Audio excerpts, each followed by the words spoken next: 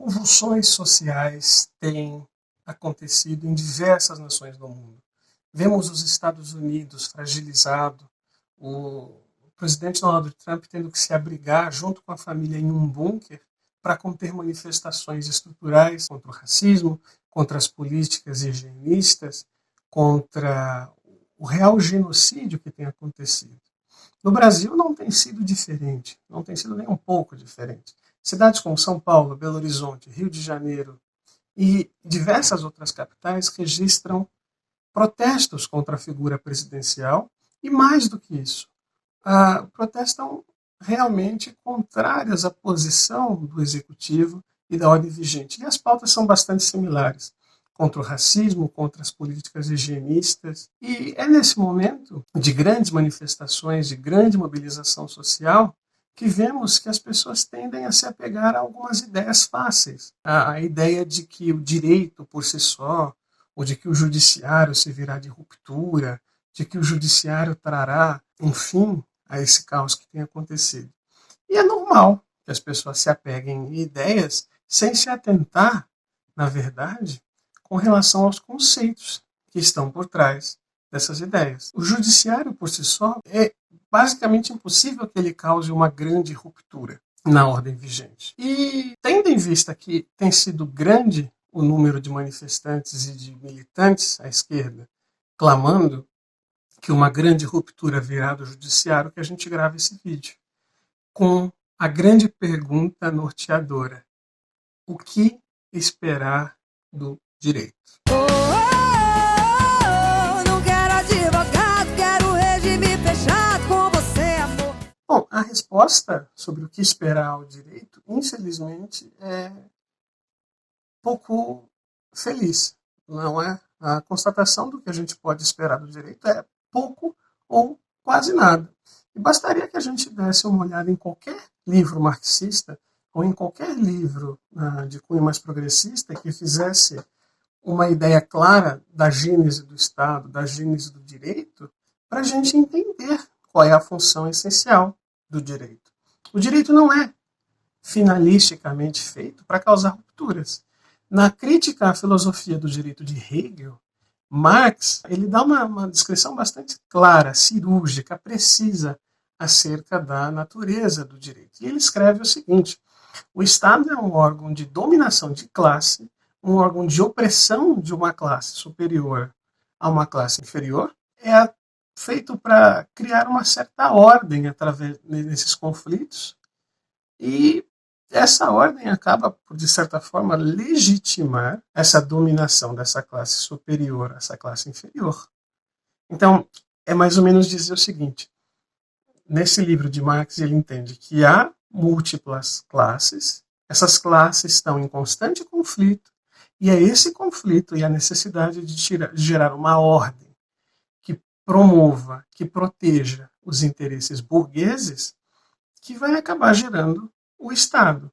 A razão finalística do Estado é a manutenção e a proteção dos interesses burgueses. Outra ideia do qual é a finalidade do Estado, a gente encontra num livro de Lenin, que se chama Democracia e a Luta de Classes.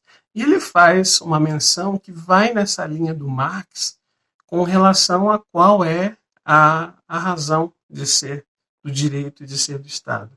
E ele fala o seguinte, abre aspas: os exploradores inevitavelmente transformam o Estado em instrumento de domínio de sua classe, dos exploradores sobre os explorados.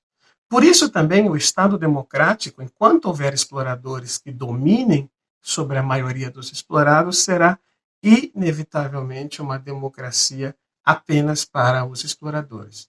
O que ele quer dizer é basicamente o seguinte: o direito é um produto do Estado que já é gerado para manutenção desses interesses burgueses, e é através do direito ao qual ela vai calcar esse domínio. Ela vai legitimar essa dominação da classe burguesa sobre a classe dominada, sobre a classe proletária, sobre a classe explorada, e ela vai garantir dessa maneira os seus interesses e sua dominação social. é basicamente dizer que o direito ele vem para dar corpo, para substanciar e para dar forma de legalidade a uma convenção socialmente aceita de dominação, que é o próprio direito. Outro livro que a gente também pode utilizar para entender essa razão finalística do direito e do Estado é um livro escrito pelo Kautsky e pelo Engels. O Kautsky nessa época ainda não era renegado, ele era um cara bacana, que se chama O Socialismo Jurídico, que é um livro que foi escrito lá pelo final do século XIX para rebater essa ideia do fetichismo à norma socialista. E ele vai além da ideia simplesmente do Estado como forma de dominação, já proposta pelo Marx, e ele fala o seguinte: a criação do direito ela é totalmente vinculada à criação do comércio. É preciso que as pessoas tenham, de alguma maneira, certa paridade de poder para realizar compras e vendas e celebração de contratos. Então, além da forma de dominação do Estado, é uma forma de legitimação do comércio, porque embute as pessoas da caráter, da forma, estritamente de paridade entre aquela pessoa que está comprando e aquela pessoa que está vendendo, que está fazendo relações contratuais. A gente começa a entender e reforçar o ponto que a gente viu no vídeo passado, sobre o direito à preguiça de Lafargue. Lafargue dizia o seguinte: todo direito, na verdade, é uma concessão de pequenos benefícios para acalmar a massa, acalmar a prole. E é verdade. Analisando o livro do Kautsky e do Engels, a gente vê que todo direito, por mais progressista que seja a pauta, é um direito burguês. Porque ele trabalha sempre com limites muito delimitados, com limites muito claros. E o limite é sempre aquele ponto em que a existência desse direito não apresenta um risco para a reprodução do capital. Por exemplo, o direito à greve. A greve, por si só, pode ser uma coisa orgânica, motivada por trabalhadores, mas o direito à greve é um direito burguês. Por quê? Porque ele, de maneira inevitável, acaba trabalhando dentro de um limiar que impede que haja qualquer ruptura ou qualquer risco à propagação e reprodução do capital. Então, se a gente pega, por exemplo, a guerra do pessoal do metrô em São Paulo, é obrigado a ter um contingente mínimo, eles não podem funcionar dentro de certas formas, porque se funcionarem, o que vai fazer é penalizar esses trabalhadores. Mas vão ter que pagar enormemente por essas rupturas ou pequenas rupturas que eles causam. Entender essa finalidade do direito como efetivador de interesses burgueses, como aquele que faz a manutenção da ordem vigente, é entender por que a gente tem sempre aquela percepção de que a corda vai estourar no lado mais fraco, porque é o lado que não é dominante. É entender, por exemplo, por que há tanta impunidade de um lado e a hiper-repressão de outro. É porque o direito ele tem uma cara e um grupo a zelar, que é sempre o grupo dos poderosos. E é assim que a gente começa a entender, tendo o Estado como início, um direito como um meio, que o direito nunca vai ser capaz de gerar algum tipo de ruptura. Mas aí convém uma pergunta: se o Estado é o início, o direito é o meio, qual será o fim? Eu digo, qual será o último ente dessa tríade para legitimar a ideia da classe burguesa sobre a classe explorada? Ora, não é difícil imaginar que se o início é o Estado, o meio é o direito, qual seja o fim. Então, se de um lado você tem um ente surgido dos conflitos, que é para garantir a manutenção, você gera um outro ente, que é o direito, que é para dar forma a esse controle, a esses interesses burgueses, o fim só pode ser o da repressão. Quer dizer, o braço armado que vai garantir com que se imponha essa lei, com que se imponha esses interesses da classe dominante.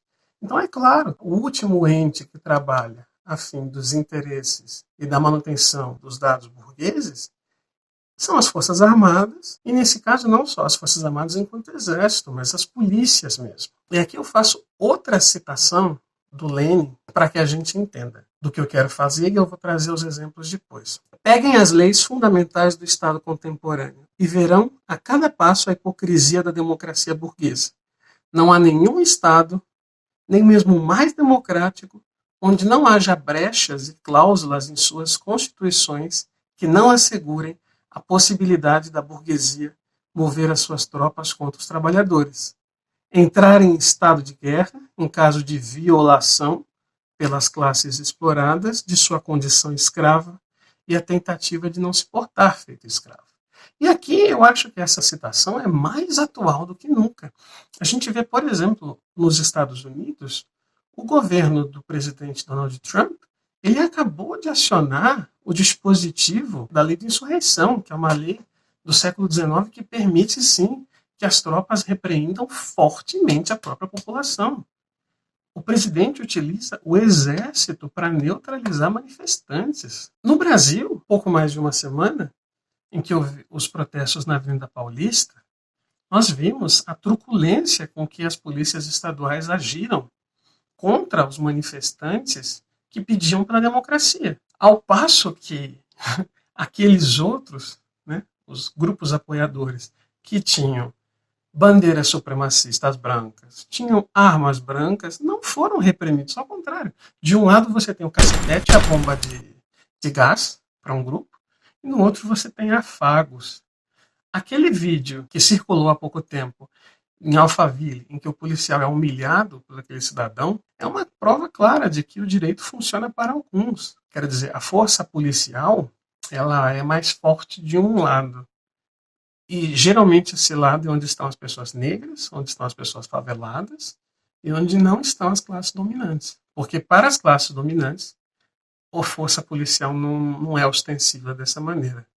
É entendendo esses conceitos, entendendo essas ideias de qual a atuação do Estado, qual a atuação do direito, qual a atuação da polícia, que a gente vê que não é possível esperar uma ruptura da ordem através do direito, nem da polícia, nem do Estado.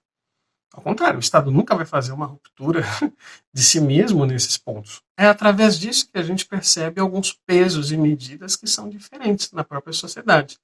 O valor da propriedade privada é muito mais alto do que o valor da vida, do que o valor dos direitos humanos, por exemplo. E assim a gente responde, novamente, a pergunta do título, né? Não é possível esperar ruptura alguma por parte do direito, além da manutenção dos interesses burgueses. A real mudança só virá quando parcelas populares se mobilizarem efetivamente em torno de uma construção programática e resolverem fazer valer por vez o seu protagonismo.